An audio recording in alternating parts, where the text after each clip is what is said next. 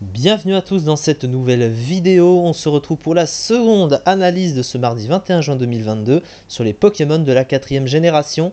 Et le Pokémon de cette vidéo, c'est Elekable. Alors Elekable, il est connu pour être un peu l'appât à débutants, hein, on peut le dire aisément comme ça, parce que c'est un Pokémon qui, en apparence, a l'air extrêmement stylé et il a beaucoup de choses qui donnent envie, que ce soit au niveau des stats, du type ou du move pool, mais malgré ça, il reste un des plus mauvais Pokémon du jeu et à chaque génération, il n'y a que en 4ème génération où il était très fort parce qu'il n'y avait pas de team preview dans les simulateurs de combat et du coup tu ne voyais pas le Elekable arriver et c'était un des rares checks à un Pokémon puissant du jeu, hein, Léviator, hein, pour ceux qui connaissent. Mais depuis, il y a eu le team preview déjà, mais surtout, les bons stratèges et les gens se sont rendus compte que c'est un très mauvais Pokémon. Mais on va expliquer tout ça dans cette vidéo, évidemment. Alors déjà, encore une fois, et comme les vidéos précédentes, c'est encore une fois une évolution de Pokémon de génération précédente, puisque c'est l'évolution finale rajoutée de Electek et Elekid. Electek est de la 1ère génération, Elekid de la 2ème génération, et Elekable, lui, de la 4ème, du coup, évidemment. Mais du coup, Elekable, qu'est-ce que c'est en stratégie et quels sont ses problèmes? Alors déjà, il possède un type électrique pur. Alors le type électrique, c'était pas un mauvais type, hein, évidemment. C'est un type qui apporte autant défensivement et offensivement. C'est peut-être un des meilleurs monotypes du jeu, hein, on peut le dire. Déjà défensivement, il n'apporte qu'une seule faiblesse. C'est très rare pour un monotype de n'avoir qu'une faiblesse, hein. Alors évidemment, la faiblesse au type sol est extrêmement gênante. C'est un des 3 types même de coverage les plus présents, puisque c'est un des 3 types super efficaces sur le type acier, et par défaut, peut-être qu'on peut dire le meilleur type offensif du jeu, presque à égalité avec le type combat, même si en général le type sol est meilleur, et il a 3 résistances, hein, électrique, vol et acier, donc il a plus de résistance que de faiblesse. Offensivement, c'est correct, mais le truc, c'est que pour un Pokémon qui est plutôt offensif, tu préfères toujours un double type, et les doubles types apportent toujours plus de coverage offensif et défensif, et surtout pour un Pokémon qui en a besoin, parce que c'est vrai que lui, il a une myriade de moves de coverage, et d'ailleurs, c'est ce qu'on va citer dans son move pool, donc du coup, un double type lui aurait pas fait de mal offensivement. Au niveau de ses talents, il en possède 2. Alors le premier, c'est motorisé. Alors motorisé, qu'est-ce que ça fait? Ça booste sa vitesse d'un cran s'il prend une attaque de type électrique, et ça l'immunise au type électrique d'ailleurs, puisqu'il ne prend aucun dégât du type électrique à ce niveau-là. Alors il a déjà évidemment une résistance au type électrique. La seule chose, c'est que c'est un talent utile, mais très situationnel, parce qu'il faut pouvoir anticiper un pivot, notamment offensif de type électrique, qui utiliserait par exemple Change Éclair, ou un Pokémon offensif de type électrique pour pouvoir booster ce Pokémon. Mais la grosse problématique, c'est que il dépend de ça finalement pour être plus rapide. Après, voilà, c'est quand même très utile parce que la vitesse du Pokémon est moyenne et insuffisante globalement par rapport à beaucoup d'autres Pokémon offensifs du jeu, et pourrait être plus utile offensivement forcément. Son autre talent, c'est Esprit Vital. Alors, Esprit Vital qui l'immunise au sommeil. Alors ça, c'est beaucoup moins utile. Alors, c'est pas inutile, mais c'est beaucoup plus situationnel, parce que au moins motorisé permet de booster une stat chez le Pokémon dont il a clairement besoin d'être boosté. Vraiment, clairement, quoi. Donc du coup, voilà, ça, c'est pas mauvais, mais en fait, se faire endormir, c'est quand même assez situationnel en stratégie. Et puis, en général, tu vas prendre quelque chose qui va bloquer le Pokémon qui veut t'endormir. Si par exemple tu vois un Golem dans la team, si tu vois un Boulonneux dans la team qu'on a vu avant, ou je sais pas, un Papillusion, hein, je rigole, mais voilà, bah t'as juste à bloquer le Pokémon, tu sais qu'il va utiliser Poudre Dodo. Et puis il faut pas oublier qu'il y a aussi la Sleep Clause, hein, sur simulateur, et du coup bah tu sais que tu peux pas te faire endormir un deuxième Pokémon déjà, si t'en as un autre déjà endormi dans la team. Voilà, donc ça se contre, c'est moins utile qu'un talent qui peut te booster ta vitesse sur une bonne anticipation évidemment, mais voilà.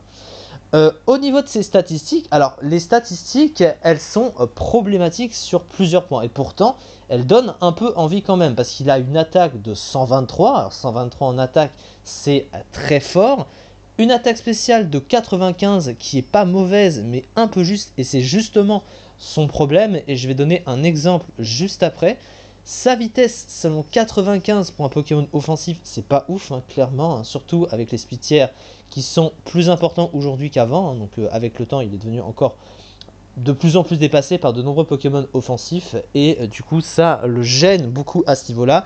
Son bulk il est mauvais, faut quand même être honnête, surtout sur le physique, il a 67 en défense, 85 en SPDF et 75 en PV, donc c'est vraiment un bulk pas beau à voir, donc il pêche vraiment à ce niveau-là. Donc il a vraiment un très mauvais bulk. Mais on va surtout donner un titre d'exemple et je vais prendre un peu l'exemple d'un Pokémon ou même de deux Pokémon extrêmement connus. Le premier étant Zeraora. Donc je vais changer de page, je fais rarement ce genre de comparaison mais là je pense que c'est nécessaire. Qu'est-ce qu'on peut constater avec Zeraora? Il a une attaque physique supérieure à son attaque spéciale. Mais lui, c'est un des rares Pokémon plus physique que spécial. Il faut bien comprendre qu'en stratégie, le type électrique est beaucoup plus utile et beaucoup plus fréquent sur le spécial. La raison est assez simple parce que les meilleures attaques de type électrique, elles sont souvent spéciales. Fatal Food notamment, Tonnerre, Change Éclair qui peut faire pivoter le Pokémon. C'est un demi-tour gratuit et ça profite d'un stab en plus de ça, alors que le type insecte, c'est un type moins fréquent et ça n'a pas toujours le stab, alors que le type électrique, oui. Alors oui, les types seuls sont immunisés à ça, mais au-delà de ça, non, pas forcément. En plus de ça, Tonnerre et Fatal Foudre ont le contre-effet de pouvoir paralyser l'adversaire, alors que sur le physique, tu as beaucoup moins de capacité utile. Zeraora est un des rares utilisateurs d'une bonne attaque physique électrique, ce qui est très rare, c'est Plasma Punch, qui est peut-être la meilleure attaque physique électrique du jeu, puisque l'autre en dessous, c'est Éclair Fou, mais Éclair Fou, 90 de puissance, mais... En soi, l'attaque avec 90 de puissance et le stab, c'est correct, mais ça a un recul derrière, donc tu perds des points de vie après l'avoir utilisé. Et contrairement à Tonnerre, qui peut paralyser l'adversaire, c'est beaucoup plus utile d'avoir un effet secondaire pratique pour paralyser l'adversaire, plutôt que d'avoir un truc qui te fait perdre des dégâts derrière. Donc ça n'a pas vraiment de sens. Et tu as aussi Point Éclair, évidemment, mais c'est encore moins puissant. Donc, quelquefois, tu vas vouloir plus utiliser. Et ce genre de Pokémon de type EDT vont donner beaucoup plus envie sur le spécial que sur le physique. Et on peut donner pour exemple un autre Pokémon qui a un peu le même problème. Et il est bien connu en stratégie puisque c'est Tocorico. Alors Tocorico, c'est pourtant un Pokémon qui est nettement meilleur que Elekab de très très loin. Il y a vraiment... Elekab est très bas classé en ZU, Tocorico c'est un des top tier overuse, donc rendez-vous compte quand même de la différence. Lui il a son talent quand même qui lui fait poser le terrain électrique en arrivant, mais regardez les stats, c'est quand même ressemblant à Elekab. Il a une moins bonne attaque spéciale qu'attaque physique, la même qu'Elekab, et pourtant, même s'il a une meilleure attaque, tu préfères utiliser son attaque spéciale qui apporte plus, parce qu'en plus lui n'a même pas de stab physique de type fée. Il n'a pas Câlinerie, il a que Dazzling Gleam, et du coup tu préfères utiliser son attaque spéciale, mais elle est moins bonne, donc les stats sont mal foutus, parce que tu auras plus d'intérêt à utiliser l'attaque spéciale. Pourtant à côté les stats sont relativement similaires, alors il est beaucoup plus rapide évidemment, et puis il a beaucoup plus d'utilité que Elekab, ça c'est évident, mais vous voyez quand même que c'est incroyable, et c'est justement ce qui a fait naître le fameux syndrome d'Elekab. Voilà, il a même un syndrome à son nom quand même, juste pour dire que les Pokémon de type électrique physique en stratégie, c'est beaucoup moins utile que des Pokémon électriques spéciaux. On va passer au move pool parce que sinon on va s'attarder un petit peu trop là-dessus. Et le move pool, c'est souvent ce qui donne envie aux débutants parce qu'il a un combo de moves qui vont toujours taper sur le super efficace. Il a des coverage qui donnent envie, en fait, c'est aussi simple que ça. Alors, il a ses attaques de type électrique, évidemment, que j'ai cité, même si, encore une fois, sur le physique, Éclair Fou, ça a le recul, donc c'est pas ouf, surtout que ça n'a pas d'effet secondaire sur l'adversaire. Et Point Éclair qui est pas mauvais avec 123 de puissance, mais ça peut taper moins fort qu'une attaque spéciale de type électrique si tu y mets l'investissement, par exemple des lunettes choix, mais surtout que Tonnerre de base est plus fort qu'un Point Éclair physique et que la différence de dégâts entre le physique et le spécial est pas non plus énorme, donc tu as moyen de taper plus fort à ce niveau-là. Et à côté, qu'est-ce qu'on constate? Il a beaucoup de moves qui sont super efficaces sur l'adversaire. Il a les points élémentaires, il a Lance-Flamme, il a donc Tonnerre, Fatal Foot, Change Éclair, etc. sur le type électrique. Il a accès à Séisme, il a accès à Coup-Croix, donc il a les coverage Combat et Sol. Il a Darkest Laria, un coverage Ténèbres qui ignore en plus les changements de stats de l'adversaire quand il attaque. Donc il a un peu tous les coverages que tu veux avoir. Il a même accès à éboulement, donc il a également le coverage rush. Donc il a vraiment des moves qui lui donnent envie.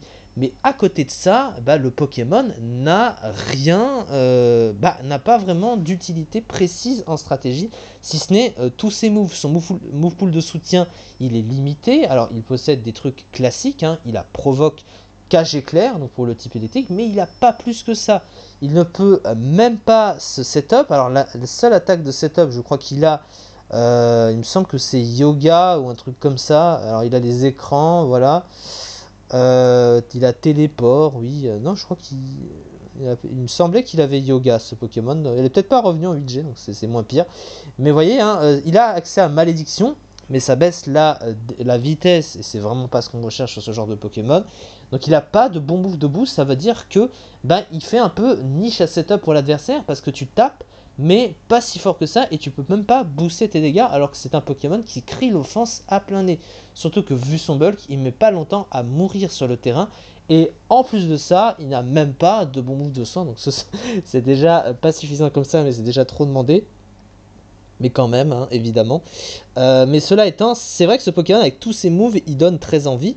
Alors pour l'aventure, oui, effectivement, mais en combat stratégique, c'est un Pokémon qui n'apporte rien, en fait. Qui n'apporte pas tant que ça, finalement. Hein. C'est pas rien, parce qu'il a des moves offensifs utiles, mais il n'y a pas de niche, il n'y a pas vraiment de truc très précis ou de set très utile qui se détache par rapport à beaucoup d'autres Pokémon, et surtout beaucoup de Pokémon offensifs, comme quoi c'est bien beau d'avoir un move pool rempli comme ça, avec autant de moves sexy, entre guillemets, et globalement des stats avec des offenses correctes et une vitesse correcte, mais au final, il tombe très bas hein, dans les usages, il n'a pas arrêté de chuter ce Pokémon, et il se retrouve à la 108e place du ZU, un 0,25%. La carrière de ce pauvre Pokémon est quand même triste à voir, il faut bien l'avouer. Alors, statistiques en attaque très correctes et statistiques en vitesse et en attaque spéciale intéressantes, de talent utile et une seule faiblesse, un move pool assez intéressant, mais statistiques en défense peu élevées, manque de puissance offensive. Manque de puissance pour un Pokémon offensif, et c'est un problème évidemment, alors que, encore une fois, vu le move pool, c'est quand même terrible à voir. Et regardez quand même qu'on utilise plus fréquemment son attaque spéciale que son attaque physique, alors que pourtant c'est l'inverse au niveau des stats, donc c'est vraiment mal foutu en plus. Du coup, eh bien c'est ça pour cette vidéo, on a à peu près fait le tour. On se retrouve du coup demain pour la suite des analyses sur les Pokémon de la 4e génération. Merci beaucoup de m'avoir suivi et à très vite.